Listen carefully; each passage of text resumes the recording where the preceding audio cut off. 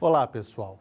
Nessa aula vamos estudar os 3 demonstrativos contábeis no formato de relatório. Relatório da diretoria, notas explicativas e parecer dos auditores. O relatório da diretoria também é chamado de relatório da administração. Trata-se de um relatório onde a alta administração da empresa está encaminhando para a sociedade, está encaminhando para os acionistas as demonstrações contábeis do ano. Então, esse relatório tem formatação livre. Por quê? Pode ser feito comentário de qualquer natureza que for inerente ao negócio da empresa. Por exemplo, podemos mencionar algo sobre o desempenho financeiro. Nesse item, a administração pode comentar os indicadores obtidos no ano. Indicador de liquidez, indicador de endividamento, de rentabilidade. Pode fazer comparação com o setor. Por exemplo, supondo que o índice de rentabilidade sobre as vendas foi de 20%. Ela pode comentar que o do segmento foi de 15%, portanto a empresa esse ano ficou acima da média do seu segmento. Ou ela pode justificar se houve prejuízo, o que gerou aquele prejuízo, quais foram os fatos externos que interferiram para que a empresa não tivesse bons resultados no ano. Então, como se trata de um relatório de formato livre, a empresa pode, nesse ponto específico, justificar por que o resultado foi ruim ou explicar ou contar, vender o seu peixe, vamos dizer assim, por que o resultado do ano foi tão bom. Pode-se também mencionar assuntos quantitativos de produção e venda. Por exemplo, na demonstração de resultado, menciona assim, vendas no ano, 1 milhão. Lá nós só temos o valor. Agora, o que foi vendido? As vendas foram para o mercado interno? Foram exportações? Então, aqui a empresa pode explicar como que se deu a sua produção, como se deu o seu volume de vendas, por que as vendas aumentaram, por que as vendas caíram, se o mercado está receptivo aos seus produtos, se o mercado está contraído. Também pode-se aqui elaborar gráficos explicando a evolução dos últimos 5 anos, dos últimos 3 anos. Enfim, pode-se fazer as comparações que a diretoria julgar necessário. Ações da área de RH. A empresa pode mencionar todas as ações efetuadas nessa área.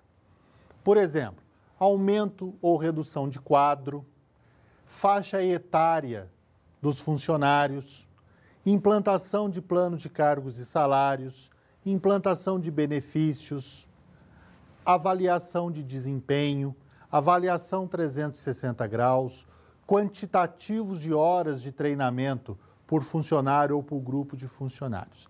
Essas ações não são vistas nos demonstrativos contábeis. Então, é importante que a empresa aproveite esse espaço no relatório da diretoria para mencionar as ações efetuadas na área de recursos humanos. Ações sociais. A empresa pode também comentar o que ela fez em benefício da sociedade.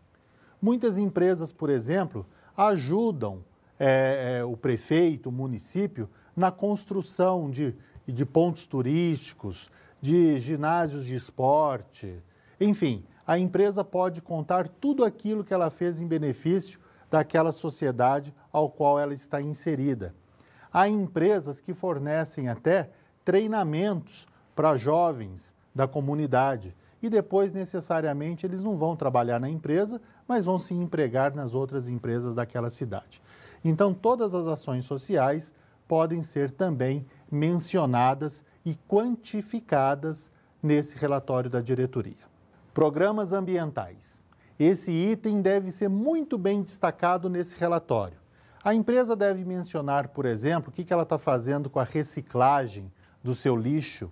Há empresas hoje aproveitando e reciclando o papel, até para cheque. Há muitos bancos que já estão usando cheques com papel reciclado.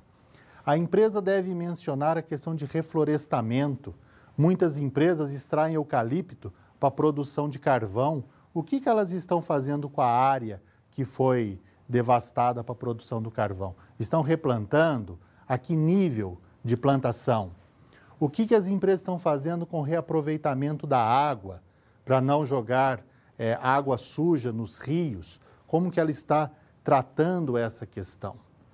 Então, todas as questões ambientais são importantes, não esquecendo as mineradoras. As mineradoras extraem o minério e o que elas estão fazendo para recuperar aquela jazida, para não deixar depois apenas aquele buraco para a sociedade? Então, esse é um ponto que hoje os investidores estão analisando muito. Porque se a empresa está degradando o meio ambiente e não está fazendo nada em troca, amanhã ou depois ela pode cair em grandes multas, em grandes sanções, diminuindo, portanto, o lucro das empresas. Perspectivas. Também é um outro fato que as empresas podem mencionar no relatório da diretoria. O relatório da diretoria se refere às demonstrações contábeis encerradas, mas nada impede que a empresa já diga quais são as perspectivas para o próximo ano. Como se fosse assim, olha, esse ano o nosso lucro atingiu a 20%. No entanto, no próximo ano esperamos uma rentabilidade melhor em função de um aquecimento do mercado por esse e aquele outro motivo. Então, todas as perspectivas para o ano seguinte podem ser mencionadas também no relatório da diretoria. Enfim, como se trata de um relatório de formatação livre, a empresa pode mencionar tudo aquilo que ela julgar importante. Notas explicativas. Como o próprio nome está dizendo, são notas que explicam aquilo que o balanço por si só não é capaz de fazer. Então, há uma nota muito importante chamada de contexto operacional. Quando pegamos o balanço de uma empresa, só pelo fato de olharmos ali os números, não dá para saber o que a empresa faz. Então, é importante que haja uma nota de um parágrafo que seja, explicando qual é o objetivo principal daquela empresa. Isso ela está dizendo, portanto, para a sociedade o que ela faz. Por exemplo, se eu sou uma escola, então eu vou dizer, olha, o nosso objetivo é a formação de jovens do ensino médio, do ensino fundamental, de faculdade, de pós-graduação, enfim, mencionar ali em um parágrafo o objetivo principal da empresa. Essa é a primeira nota explicativa que acompanha as demonstrações contábeis. Principais práticas contábeis. Aqui a empresa fará um resumo de como ela elabora a sua contabilidade nos principais itens. Por exemplo, a depreciação. Ela deprecia de acordo com as taxas do governo ou ela adota taxas próprias? Como que ela amortiza o ativo diferido? Ela tem que mencionar que ela adota para as receitas, custos e despesas o princípio da competência, ou seja, independente do recebimento ou do pagamento, as receitas, os custos e as despesas estão ali registradas.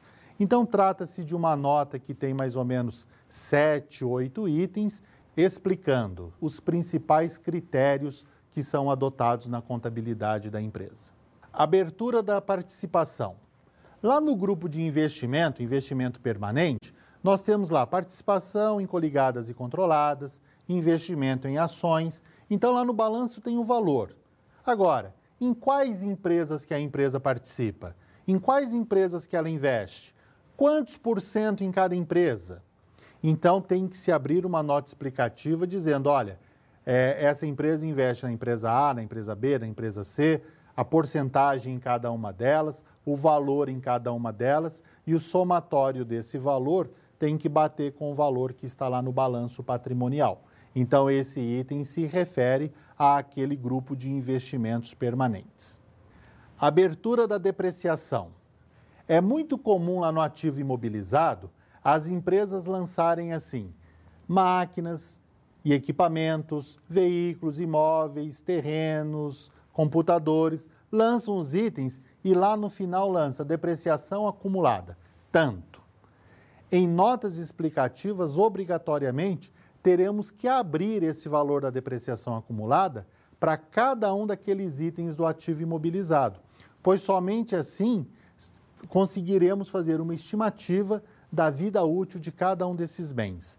No balanço, a depreciação acumulada deve mesmo aparecer de forma global, para o balanço não ficar muito cheio, mas depois a necessidade da abertura desse item em notas explicativas. Empréstimos e financiamentos. Essa é uma nota explicativa de extrema importância. Tanto no passivo circulante como no passivo exigível a longo prazo, constam os financiamentos e os empréstimos que a empresa fez. Agora, qual é o prazo de vencimento? A que taxas de juro? Esses empréstimos e financiamentos foram para capital de giro ou foram para aquisição de máquinas, de equipamentos, de imóveis ou de veículos? Então, tem que ter uma nota explicativa muito bem detalhada para essa conta de empréstimos e financiamentos. Nela deve constar o objetivo do empréstimo, do financiamento, qual é a taxa de juro e qual é o prazo de vencimento, principalmente para os financiamentos de longo prazo. Por quê? Do longo prazo, a única coisa que nós sabemos é que ultrapassa de 12 meses da data do balanço. Agora, 13 meses é longo prazo e 50 anos também é longo prazo. Então, em notas explicativas, precisa ficar claro para o leitor, pelo menos, quais são os financiamentos que vencem, por exemplo, nos próximos 5 anos. Não vamos detalhar todos os anos, mas pelo menos os próximos 5 anos é importante que haja abertura em notas explicativas. Composição do capital social. Lá no balanço temos assim, capital, 1 milhão. Mas como esse capital está dividido? A empresa pode ter ações preferenciais, ações ordinárias. Ações preferenciais são aquelas que têm preferência na hora de distribuição de dividendos. E as ações ordinárias são aquelas ações que dão direito a voto. Então, como que está composto o capital da empresa? Ela tem mais ações ordinárias ou ações preferenciais? Qual é o valor de cada ação? Isso é importante para a hora da decisão do novo investidor ao comprar ações, para ele definir se ele prefere comprar ações ordinárias ou ações preferenciais. Então, essa é uma nota obrigatória, é uma nota que tanto a lei das SAs, que é a Lei 6.404, como a CVM, que é a Comissão de Valores Mobiliários, exigem que a empresa tenha. Já que o capital social é o investimento que o acionista fez, há que se detalhar muito bem como esse investimento está dividido em classe de ações. Distribuição de dividendos. Na demonstração de mutação do patrimônio líquido, consta o valor do dividendo distribuído no ano. Mas a política de distribuição consta no estatuto da empresa. Só que o estatuto não é publicado. Portanto, tem que ter uma nota explicativa mencionando o que diz o estatuto acerca de distribuição de dividendos. Qual é o dividendo mínimo obrigatório que a empresa vai distribuir? Com isso, o investidor, se ele estiver em dúvidas na hora de comprar ações da empresa A ou da empresa B, baseando-se nessa nota explicativa, ele pode verificar qual das duas empresas tem como política uma maior distribuição de dividendos e, de repente, optar por essa empresa. Então, trata-se também de uma nota bastante importante. Ajuste de exercícios anteriores. Depois de fechado as demonstrações, pode acontecer de, no ano seguinte, a empresa achar algum erro, alguma prática que foi errada em relação ao ano anterior e fazer o ajuste no ano em questão. E isso também deve ser explicado em notas explicativas. Por quê? Esse valor deveria estar na demonstração de resultado do ano passado. Como ela entrou na demonstração do ano atual, então isso precisa ficar claro que não se trata de uma despesa ou de uma receita desse ano, e sim de anos passados ou do ano imediatamente anterior. Enfim, deve constar em notas explicativas tudo aquilo que o balanço por si só não é capaz de fazer. Então, sempre que o leitor tiver dúvida sobre o número do balanço, ele recorre às notas explicativas para melhor entendimento. Uma empresa grande, uma empresa que tem muitas variedades de atividades, muita variedade de área de negócios, de produtos, ela costuma chegar a ter até 20 notas explicativas. A lei menciona em termos de 8, 9 notas, mas quanto mais a empresa explicar, menores serão os questionamentos. Por exemplo, se a empresa tem um ativo diferido muito alto, é importante que se coloque notas explicativas o porquê da empresa ter feito tantos gastos pré-operacionais. Porque se a empresa não mencionar em notas explicativas, certamente os bancos, os credores, os investidores ficarão ligando para a empresa pedindo essas informações. Então, para evitar trabalho para a própria empresa, é melhor que já coloque diretamente em notas explicativas. O que não se deve colocar em notas explicativas? Eu não devo colocar em notas explicativas, por exemplo, por que a receita da empresa no ano diminuiu ou aumentou. Esse tipo de comentário nós fazemos no relatório da diretoria. Notas explicativas não é para comentar nada. Nota explicativa é para explicar o número. Comentários, observações, isso são feitos no relatório da diretoria. Então, as notas explicativas, elas simplesmente pegam o número do balanço e explica aquele número sem maiores comentários. Essa é a finalidade dessa demonstração, essa é a finalidade desse relatório. Parecer dos auditores. A auditoria das demonstrações contábeis, elas se transformaram obrigatórias a partir da queda da Bolsa de Nova York em 1929. Então, os investidores passaram a exigir que as demonstrações contábeis daquelas empresas que participavam da Bolsa tivessem as suas demonstrações auditadas para evitar os problemas ocorridos na época. Então, a auditoria funciona assim. São empresas especializadas no assunto, chamadas de auditores independentes, que são contratados para fazer uma verificação das demonstrações contábeis. Quem contrata é a própria empresa que será auditada. O parecer de auditoria é obrigatório para toda sociedade anônima que tem ações na Bolsa de Valores. Então, os auditores chegam até aquela empresa e começam a verificar os números do balanço e da DRE. Evidentemente que eles verificam os números de maior relevância. Por exemplo, se lá no passivo da empresa tiver assim, provisão para férias e 13º, R$3.000. Se esse número for 3.100 ou 3.200, não vai fazer muita diferença nas demonstrações da empresa. Portanto, certamente esse será um número que os auditores não vão auditar. Mas eles podem verificar tudo aquilo que eles julgarem importante. Eles chegam e verificam, banco, temos lá 80 mil.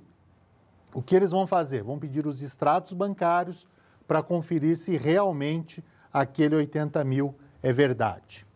Clientes, eles podem selecionar os maiores clientes e mandar para eles o que nós chamamos de carta de circularização.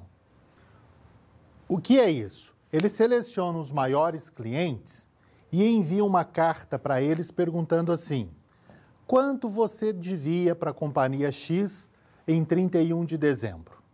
E ficam aguardando as respostas. Na medida que elas vão chegando, eles vão checando com os registros contábeis. E tem que bater. Se não conferir, se não bater, os auditores pedirão explicações para a empresa. E há uma prática comum de mercado que os clientes já estão acostumados com isso. Todos os clientes de empresas grandes sabem que elas são auditadas e costumam responder essas cartas. Esse mesmo procedimento é feito para os fornecedores. Então, os auditores mandam uma carta também para os fornecedores, perguntando quanto que eles tinham a receber da empresa no dia 31 de dezembro. Estoque é outro item auditado. Então, consta lá no balanço assim, estoque, 50 mil. Os auditores vão selecionar os principais itens de estoque e vão em loco, vão lá no almoxarifado, verificar se aquele estoque realmente existe. Então, vão pegar lá os principais itens e vão fazer a contagem física daquele estoque. Portanto, os auditores farão um levantamento geral dos principais números da empresa e vão verificar se aquilo é verdade. Lá no ativo imobilizado, por exemplo, eles também podem ir em loco verificar se aquelas máquinas, se aqueles equipamentos existem. Então, as empresas têm uma área de patrimônio que controlam todos os bens do ativo imobilizado. Então, o auditor vai selecionar ali alguns bens e vai em loco verificar se existe. E quando eu falo em loco, pode ser em outra cidade. Uma construtora, por exemplo, ela tem obras no país todo. Eles podem pedir a relação dos equipamentos por obra, selecionar umas 2, 3 obras e ir até ela verificar se existe. E é claro que eles vão sem avisar. De repente, o pessoal da obra é surpreendido com a chegada dos auditores, dizendo que querem conferir aquela relação de equipamentos. Quanto ao imobilizado, eles também vão verificar se a empresa está depreciando corretamente, se ela está aplicando aquelas taxas de depreciação conforme manda a legislação. E se ela estiver aplicando uma taxa diferente, ele vai pedir explicações para a empresa. Se for convincente, passa. Caso contrário, a empresa terá que ajustar as suas demonstrações. O ativo diferido também, gastos pré-operacionais. Os auditores vão verificar se aqueles gastos são realmente pré-operacionais ou se são gastos que já deveriam ser considerados despesa diretamente por já estarem na fase de operação, que, portanto, deveriam estar na DRE e não ali dentro daquele grupo de diferidos. Do lado do passivo, eu já comentei fornecedores, mas eles também verificarão conta por conta que for relevante. Empréstimos e financiamentos. Eles pedirão para a empresa uma planilha compondo aqueles empréstimos, aqueles financiamentos, para ver se a empresa está amortizando os pagamentos, se ela está calculando o juro de maneira correta. Eles podem também circularizar essa conta, pedindo também explicações para os bancos, pedindo uma demonstração para os bancos da composição daqueles financiamentos, daqueles empréstimos efetuados para a empresa. De maneira que os auditores farão uma devassa na conta das empresas. A diferença do auditor para o fiscal é que se um fiscal da Receita Federal, por exemplo, chegar na empresa e tiver coisa errada, ele multa. O auditor não. Ele dá a oportunidade da empresa consertar aquele erro. O auditor não é um fiscal do governo, né? Ele é um fiscal de quem? Dos investidores e credores. Portanto, ele dá a oportunidade do conserto. O importante é que as demonstrações estejam corretas. Depois desse trabalho todo que eu mencionei, que é algo muito complexo, as empresas têm que publicar as demonstrações até o dia 30 de abril do ano seguinte. Esse prazo é exatamente para que os auditores tenham tempo de poder fazer essa verificação. Quem vai trabalhar em empresas de auditoria pode esquecer de tirar férias de janeiro, fevereiro, março ou abril. São os meses de pico dessa atividade desses profissionais. Então, o trabalho, depois de concluído, o auditor emite um parecer, que nós chamamos de parecer de opinião. Quando eu falo depois de concluído, é apontado as inconformidades, a empresa ter se justificado, se não havia justificativa, ter consertado o que estava errado. Portanto, finalizou o trabalho, agora ele vai emitir o parecer de opinião, que é um parecer de uma página, mas que reflete tudo aquilo que ele fez durante o trabalho, que demorou aí 3, 4 meses.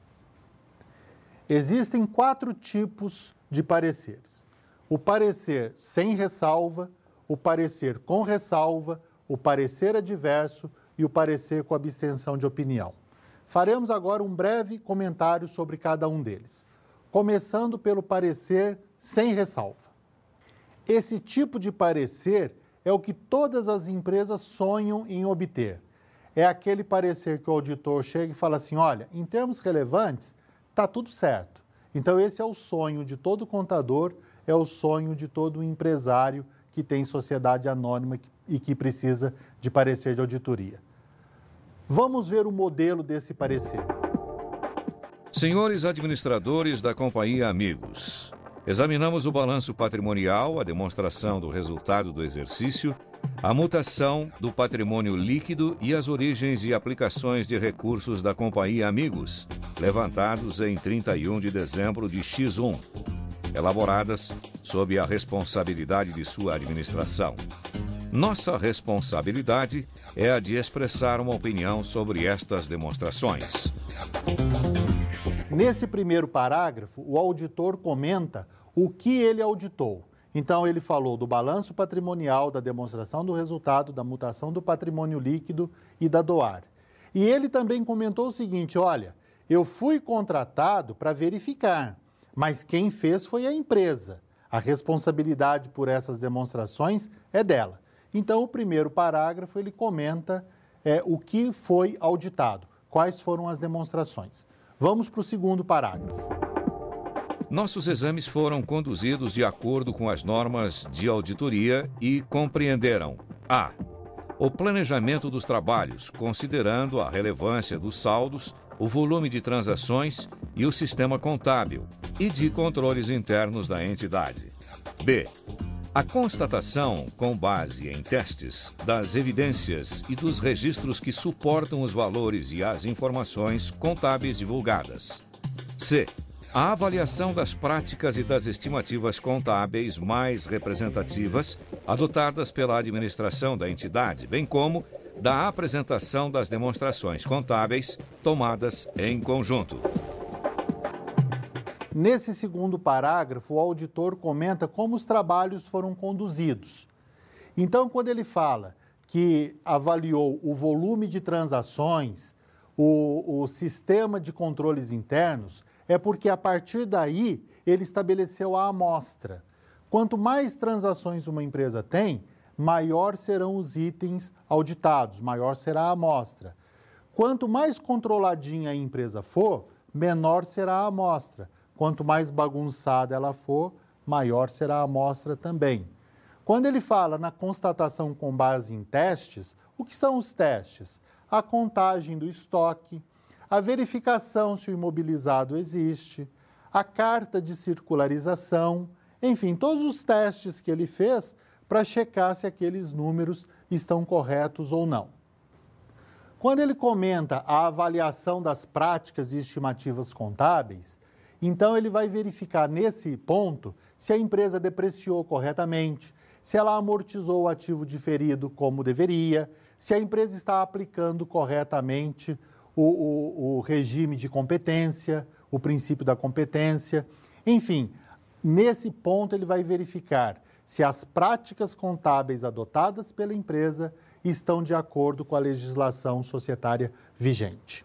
Vamos agora para o terceiro parágrafo, que é o parágrafo onde finalmente o auditor dá a sua opinião, se aquelas demonstrações representam ou não a verdade. Vamos a ele. Em nossa opinião, as demonstrações contábeis acima referidas representam adequadamente em todos os aspectos relevantes a posição patrimonial e financeira da Companhia Amigos em 31 de dezembro de X1, o resultado de suas operações, as mutações de seu patrimônio líquido e as origens e aplicações de recursos referente ao exercício findo naquela data, de acordo com os princípios fundamentais de contabilidade e da legislação societária brasileira. Local e data, assinatura, nome do auditor, responsável técnico, contador, número de registro no CRC. Esse, então, é o parágrafo que ele emite a sua opinião. Quando ele coloca as demonstrações contábeis acima referidas, são as que ele se referiu lá no primeiro parágrafo. Quando ele coloca que representam adequadamente, esse é o sonho. Ele está querendo dizer aí que está tudo certo. Aí ele fala, olha, representa adequadamente o balanço patrimonial, o resultado das operações, que é DRE, a mutação do seu patrimônio líquido, que é DMPL, e as origens e aplicações, que é a DOAR. Então, esse é um parecer de auditoria, com esses 3 parágrafos, basicamente padrão. Muda muito pouca coisa de uma empresa para outra. É composto desses 3 parágrafos, o parecer sem ressalva. Quando entramos no parecer com ressalva ou no adverso, haverá um parágrafo antes do terceiro, explicando qual é a ressalva ou qual é a adversidade que houve. O parecer com ressalva, ele não chega a ser um problema muito sério. Mas também não é um parecer confortável, porque ele aponta que há algum problema.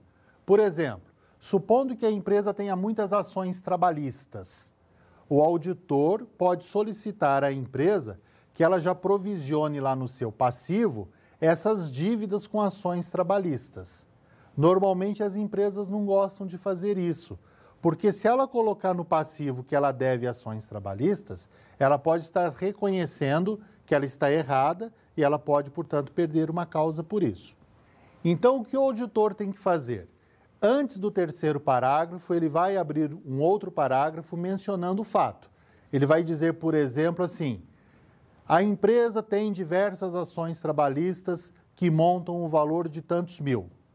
A sua administração até a presente data não efetuou nenhuma provisão para fazer face a possíveis pagamentos. Aí ele vai para o último parágrafo, da opinião. Então ele começa assim: em nossa opinião, as demonstrações contábeis acima referidas, exceto pelo exposto no parágrafo anterior, representam adequadamente em todos os aspectos relevantes, e aí continua o parecer. Mas entra um exceto. Esse exceto quer dizer que há uma ressalva. O parecer adverso, esse é sério. É quando o auditor chega na empresa e encontra erros e erros graves. Por exemplo, quando a empresa vende sem nota ou compra sem nota, então ele detecta a saída ou a entrada de recursos sem documentação contábil hábil.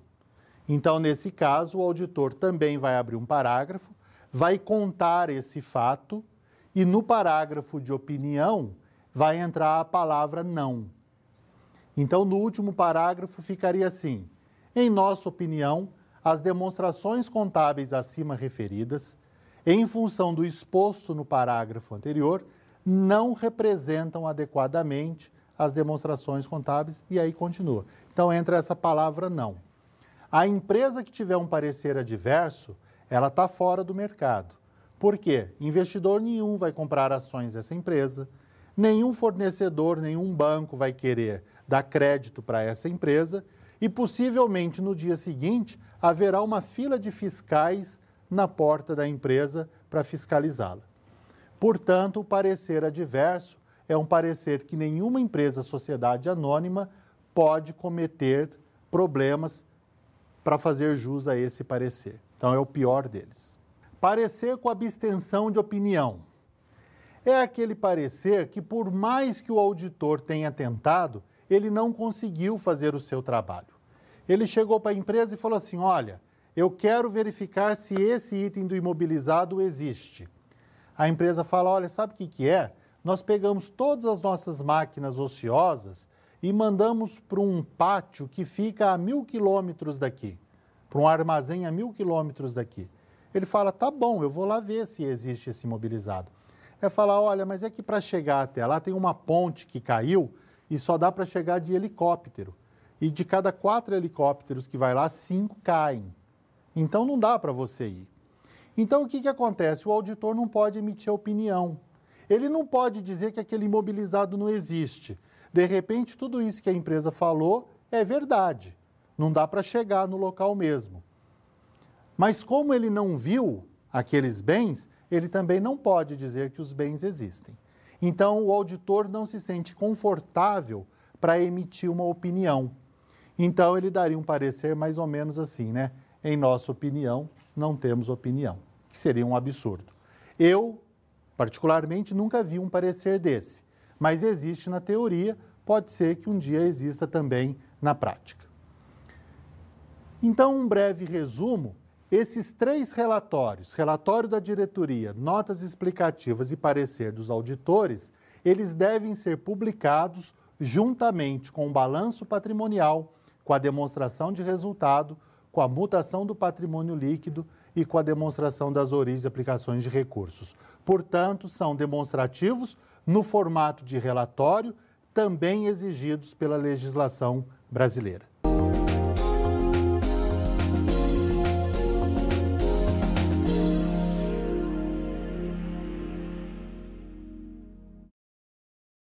Para melhor fixação desse conteúdo, recomendo a leitura dos capítulos 31 e 34 do livro Manual de Contabilidade das Sociedades por Ações. Esse livro foi escrito pelo Sérgio Iudícibus, Eliseu Martins e pelo Ernesto Rubens Gelbeck, professores da FIPECAF. O livro foi editado pela Atlas. Mas vejam também o site de grandes empresas. Lá vocês verão o modelo de notas explicativas, parecer da auditoria e o relatório da administração.